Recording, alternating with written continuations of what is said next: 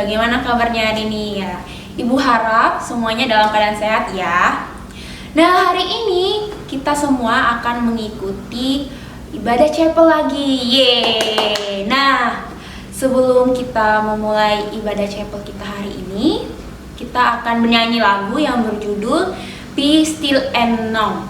Nah, Ibu mau semuanya berdiri ya, semuanya kita bangkit berdiri untuk bernyanyi dan memuji memuliakan nama Tuhan.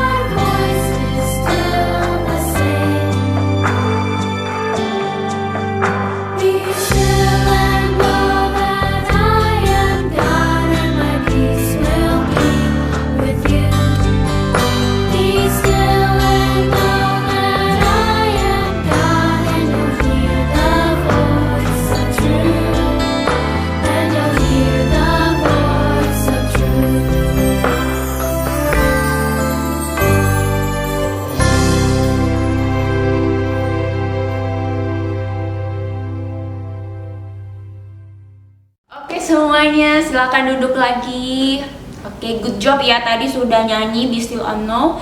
Nah, sekarang kita mau mendengarkan firman Tuhan. Tetapi sebelum mendengarkan firman Tuhan, Ibu mau mengajak kita semua untuk berdoa.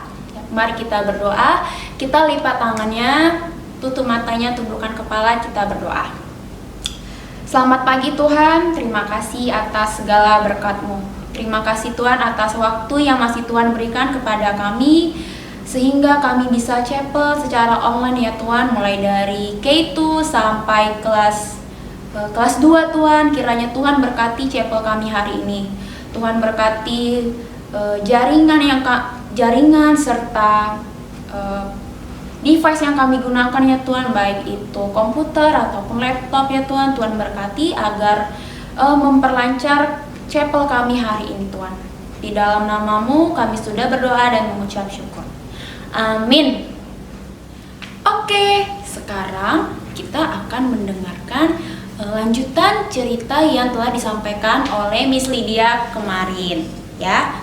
Ada yang masih ingat kemarin Miss Lydia cerita apa ya di chapel yang waktu itu? Ada yang masih ingat? 1, 2, 3. Ya, benar. Ayo, ya. Untuk sekarang kita akan melanjutkan nih cerita tentang Bapak Ayub. Kisah Bapak Ayub. Nah, bagaimana ya kisah Bapak Ayub ini? Kemarin Miss Lydia sudah kasih tahu sama kita semua kalau Bapak Ayub itu adalah orang yang saleh, dia jujur, terus dia taat sama Tuhan. Dan sekarang kita akan melanjutkan ya cerita dari Miss Lydia. Oke, sekarang Ibu Gaby akan kasih tahu dulu nih ya, kita ulang dulu. Kalau Bapak Ayub itu adalah orang dari tanah Uz, ya. Terus dia punya anak 10 orang dan dia ini sangat kaya, ya, hidupnya kaya. Dia punya banyak hewan ternak ya, terus juga banyak para pembantunya juga ya, terus dia sangat kaya ya, makmur. Nah, siapa sih yang nggak senang seperti Ayub? Pasti semuanya mau dong ya, sangat kaya, terus dia anaknya juga banyak ya, terus dia meskipun dia kaya tapi dia tetap ingat sama Tuhannya ya, dia tetap setia, dia tetap saleh, tetap baik. Nah, terus Bapak Ayub ini tuh setia. Apa sih artinya setia? Ada yang tahu apa ya artinya setia? Ya, setia itu artinya ketika kita itu konsisten ya, konsisten jika hidup kita itu di saat senang atau susah ya. Seperti Bapak Ayub ini, nah diceritakan kalau dia itu konsisten di saat dia senang, di saat dia susah. Dia setia sama Tuhan, meskipun hidupnya senang, dia tetap sama Tuhan. Meskipun dia susah pun dia sekalipun, dia tetap setia sama Tuhan. Nah, kalau begitu kita lihat ya, seberapa besar kesetiaan Bapak Ayub kepada Tuhan. Oke, nah, jadi Ibu Gaby mau cerita dulu di sini. Ya, jadi waktu itu di Alkitab ini diceritakan bahwa waktu itu Allah ini membanggakan Ayub. Ya, Allah ini bangga sama Ayub. Jadi Allah ini menceritakan semua kehebatan Ayub ya, kebaikan Ayub, kesalehan Ayub di depan iblis ya. Terus pas si iblis dengar begitu ya, dengar cerita Allah tentang Bapak Ayub ini ya, iblis ini ragu.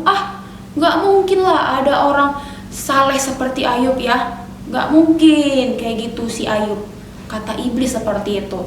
Nah, terus iblis bilang begini, Allah tahu nggak kenapa sih Ayub itu bisa setia banget sama Allah? Kenapa sih? Nah, terus iblis bilang, itu karena Bapak Ayub itu kaya, dia itu makmur ya, hartanya di mana-mana, hartanya banyak, makanya dia pilih setia samamu ya. Coba misalnya hartanya enggak ada, ya pasti dia enggak setia samamu, aku yakin, kata iblis. Terus ya iblis bilang gini, coba misalnya aku yang uji si Ayub, boleh begitu? Kita lihat apakah dia benar-benar setia, benar-benar konsisten sama imannya terhadapmu ya. Pasti enggak kalau misalnya dia enggak kaya lagi. Oke. Terus Allah mengatakan iya. Nah, terus iblis bekerja nih ya. Iblis bekerja, terus iblis ambil nih semuanya, harta-hartanya, terus ternaknya hilang dicuri orang, terus rumahnya juga, anak-anaknya pun mati semuanya, tertimpa rumah ya. Anak-anaknya mati seketika ya. Terus si Ayubnya pasti sedih dong ya, Ayubnya sedih. Terus karena dilihatnya ternaknya semua dicuri, anak-anaknya juga udah nggak ada lagi, rumahnya juga yang nyaman ya, tempat tinggal yang nyaman untuk ditempati juga nggak ada lagi. Nah, terus pada saat seperti itu ya, udah situasi yang begitu menyedihkan ya, bagi kita menyedihkan pasti, apalagi bagi Ayub. Nah, udah menyedihkan seperti itu, Ayub masih tetap dia masih bilang bersyukur, dia masih setia nih sama Tuhan ya. Dia nggak jelek-jelekin Tuhan, dia nggak bilang, Tuhan kenapa kau seperti ini sama aku udah baik banget nih samamu, semuanya aku kasih samamu, persembahan ya, kurban-kurban juga aku kasih samamu, kenapa kau seperti ini ya. Dia nggak bilang seperti itu. Nah, meskipun dia sedih ya, meskipun Ayub sedih, dia tetap setia nih sama Allah ya. Dia konsisten. Pertama dia konsisten. Terus karena iblis lihat, si Ayub konsisten ya. Iya ya, dia kok nggak jelek-jelekin Allah ya. Kok dia nggak jadi lari dari Allah sih? Padahal kan harta-hartanya udah hilang. Oke, kata iblis. Terus waktu itu ketemu lagi deh iblis sama Allah ya. Terus Allah bilang gini, apakah kau lihat anakku Ayub? Tidak ada seorang pun yang soleh, yang saleh, yang baik seperti Ayub di bumi ini, kecuali dia. Terus si iblis bilang lagi, iya, dia ada gitu. Nah, terus dia bilang lagi nih, bagaimana kalau misalnya aku uji lagi deh si Ayub ya, karena dia masih setia nih samamu ya, dia masih setia. Kan hartanya udah hilang. Kalau harta mah gampang dicari ya, Ayub bisa kerja lagi kan, dia kan fisiknya masih kuat ya, masih sehat, kakinya masih ada, terus tangannya juga masih kuat. Nah gimana kalau aku uji lagi dia sekali lagi ya, kata iblis seperti itu. Aku akan melakukan sesuatu lagi ya, boleh? Tanya iblis gitu. Terus Allah bilang boleh, tapi jangan kau sentuh nyawanya ya, hanya fisiknya saja gitu, jangan sampai nyawanya. Nah terus si iblis bekerja lagi nih ya, bekerja. Nah si iblis ini datang lagi. Pada waktu itu si Ayub tiba-tiba gatal, terasa gatal badannya, gatal sekali. Ternyata dilihatnya ada bentol-bentol merah. Nah itu namanya bara ya, ada bentol-bentol merah dari telapak kakinya sampai ke kepalanya, itu penuh bulat-bulat gatal-gatal warna merah. Nah terus dia kaget kan, sakit sekali ya, sakit sekali yang dirasakan si Ayub. Sudahlah hartanya hilang, fisiknya juga udah kesakitan ya. Kalau sudah seperti itu siapa lagi yang mau bertahan? Ibu rasa nggak ada ya. Tetapi apa, Ayub masih tetap setia. Saat dia seperti itu ya, dia masih bisa nih bersyukur sama Tuhan, masih bisa dia masih tetap setia sama Tuhan. Sampai istrinya bilang gini, udahlah, kau udah kayak gitu pun, udah sakit pun kau, fisikmu pun udah sakit ya, kau masih tetap berdoa sama Tuhan, kau masih bertekun sama dia. Kok gitu kau gitu? Dibilang sama istrinya seperti itu. Istrinya udah bilang gitu karena dilihatnya si Ayub ini tetap memuji Tuhan, padahal udah dibuat Tuhan dia seperti itu. Terus datang si Ayub, kau ini masa kau mau terima yang baik-baik aja? Apakah kita perlu menerima yang baik-baik aja dari Allah? Ditanya Ayub seperti itu. Terus istrinya diam aja istrinya. Nah terus iblis setelah itu ya, karena dilihatnya iman si Ayub ini begitu setia ya, tetap konsisten ya, meskipun senang dia tetap memilih Allah, tetap memuji Allah ya, tetap bersyukur, dan sekalipun dia miskin dan sakit-sakitan pun dia tetap setia sama Allah ya. Di sini kita lihat kalau iblis ini datang ternyata untuk membuat kita itu supaya nggak percaya sama Allah lagi ya, ternyata membuat kita untuk semakin jauh sama Allah. Nah, di sini kita bisa lihat kalau Bapak Ayub ini tidak seperti itu, ya. Malahan dia tetap memilih Allah, ya. Dia tetap taat nih sama Allah, tetap memberikan yang terbaik. Bahkan dia nggak nggak menjelek-jelekkan Allah seperti istrinya tadi, ya. Bilang nggak usah sembah Allah lagi. Dia itu nggak ada buktinya kau sakit-sakitan begitu. Nah, lalu pada saat itu ya, pada saat dia udah sakit nih, badannya udah merah-merah semua, terdengarlah kabar ini sampai ke negeri orang ya. Terus sahabatnya dengar nih, sahabatnya Bapak Ayub.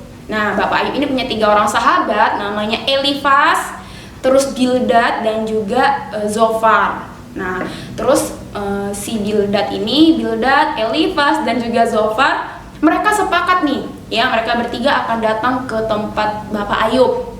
Nah, mereka bilang, oke lah, kita ke tempat si Ayub ya. Kita akan kasih penghiburan sama dia. Kita mau lihat nih, kita mau dengar cerita dia, kita doakan dia supaya dia tetap kuat. Nah, seperti itu.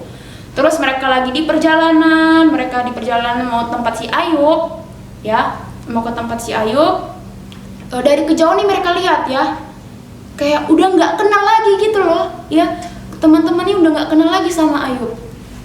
Terus mereka langsung samper nih, Ayub, apakah itu kau? Ya, terus mereka lihat nangis ya, mereka nangis karena dilihatnya sahabatnya seperti itu ya.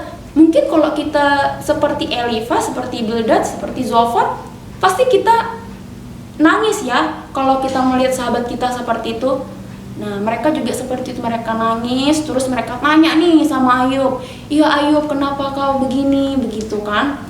Terus diceritain deh sama Ayub. Nah, terus mereka dengerin ceritanya Ayub. Terus tiba-tiba temannya bilang nih, si Elifas, ya, Elifas bilang nih,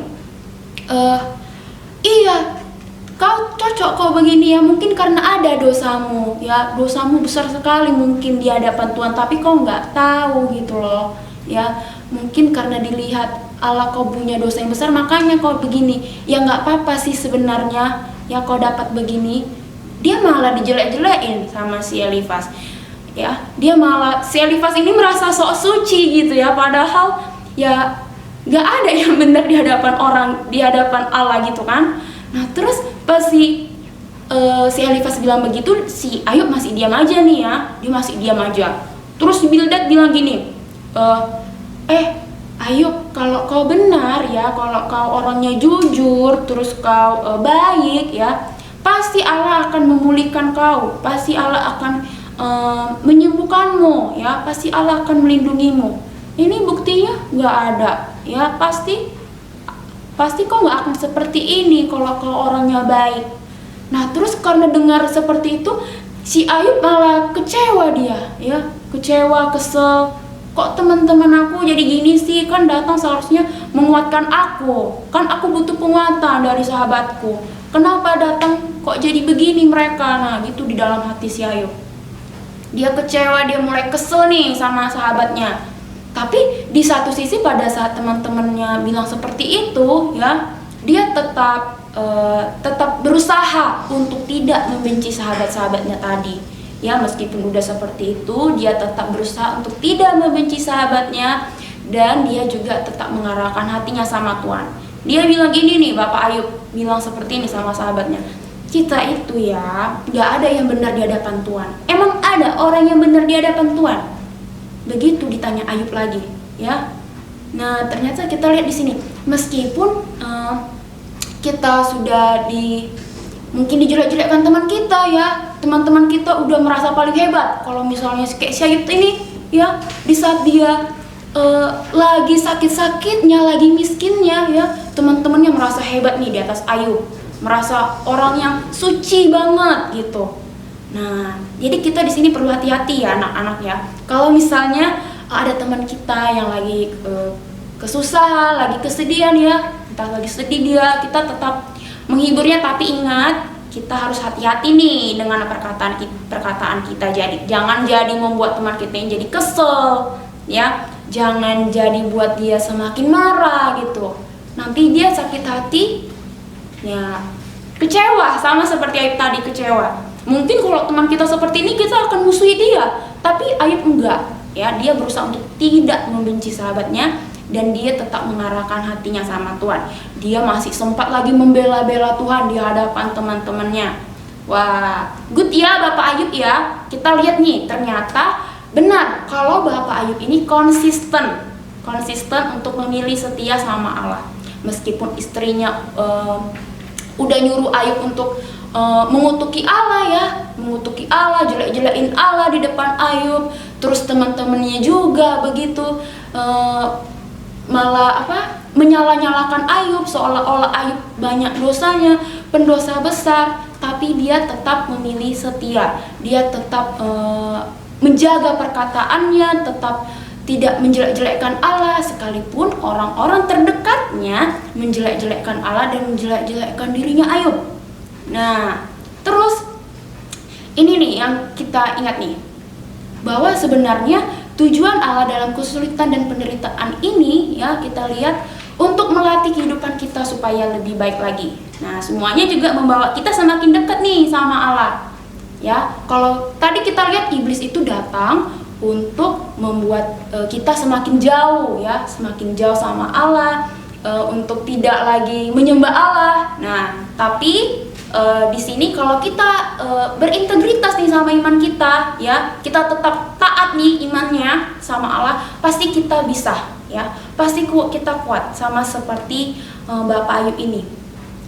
Nah Bapak Ayub ini juga dia itu tetap memelihara imannya sama Tuhan, karena dia tahu semua kekayaannya, berkat-berkatnya, baik itu rumahnya yang besar, anak-anaknya yang banyak, terus juga ternak-ternaknya yang banyak sampai ribuan, terus juga para penjaga ternaknya ya, semua itu berkat-berkat Tuhan ya, semua itu berkat-berkat Tuhan. Kalau Tuhan mau ambil ya sudah, nggak masalah ya kan.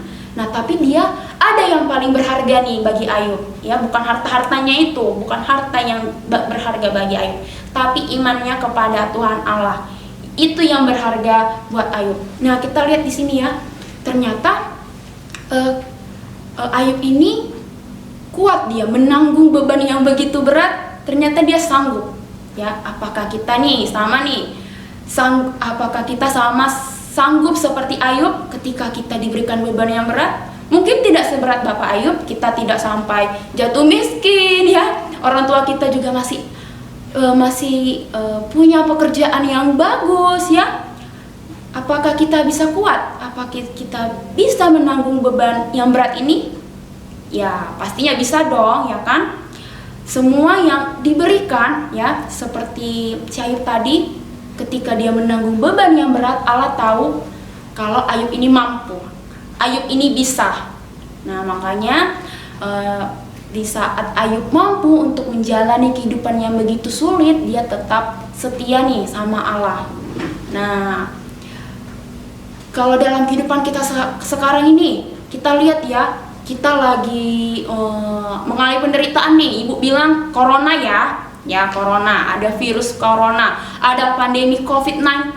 Nah, kita merasa kita itu udah seperti, ya ini penderitaan yang begitu lama, begitu hebat gitu ya, nggak bisa kemana-mana, nggak bebas gitu.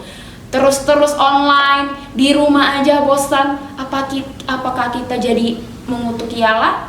Apakah kita malah menjelek-jelekkan Allah? Kita bilang, ih kenapa sih ada corona ini Tuhan? Kenapa sih kau seperti ini Tuhan? Padahal kami kan baik. Padahal kami kan udah kasih persembahan. Kami udah berdoa nih ya. Apakah kita seperti itu? Atau kita seperti Ayub yang tetap kuat, tetap setia ya, tetap setia dalam melakukan tugas kita sebagai anak Allah. Apakah kita tetap setia, tetap percaya nih sama Allah? Nah, di sini nih kita lagi diuji juga nih sama Allah. Ya, dari sini kita bisa meniru nih sikap Bapak Ayub. Kalau Bapak Ayub ini ternyata konsisten, dia tetap setia kepada Allah. Dia tetap memuji Allah dan berharap serta percaya kepada Allah. Nah, karena dia tahu pada saat Ayub ya, sekaya-kayanya Ayub itu nggak bisa melawan Allah. Terus semiskin-miskinnya pun Ayub, dia itu juga tidak pernah mempersalahkan Allah karena kemiskinannya. Nah, di sini kita bisa melihat juga kalau harta terbesar kita itu bukan dari apa yang kita lihat ya. Misalnya uang, terus punya rumah yang gede, ya, punya banyak ternak seperti Bapak Ayub ini, tetapi yaitu dalam hati kita sendiri, ya. Keseriusan kita sama Allah, iman kita yang benar sama Allah, dan kesetiaan kita saat senang dan susah bersama Allah. Oke, kalau begitu sampai di sini dulu ya cerita tentang Bapak Ayub dari Ibu Gaby. Nanti di chapel berikutnya akan kita dengarkan lagi nih bagaimana sih kelanjutan perjalanan Bapak Ayub sampai akhirnya. Oke? Baiklah, kita berdoa semuanya, tutup matanya, lipat tangannya, tundukkan kepala, kita berdoa. Tuhan, terima kasih atas segala berkat-Mu kepada kami.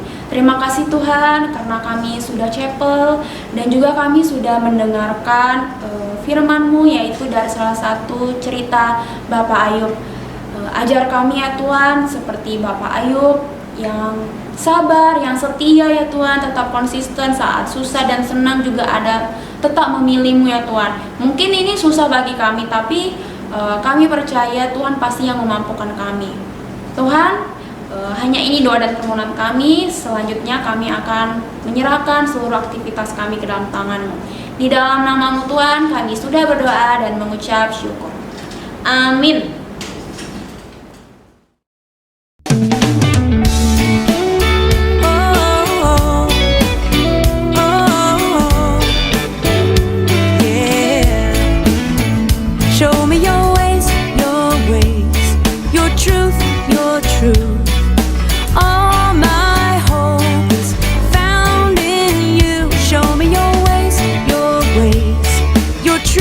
Your truth,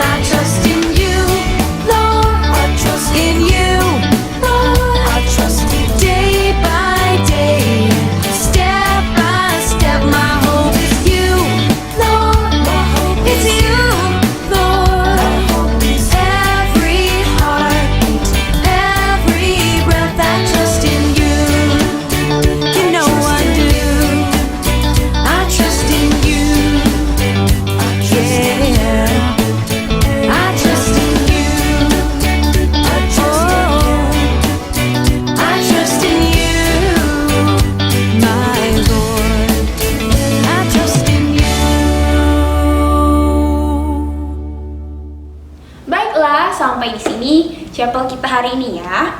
Ibu harap anak-anak semua bisa belajar dari firman ini dan kita semua bisa sama-sama bertumbuh. Oke, sampai bertemu di chapel berikutnya. Bye bye, see you. God bless you.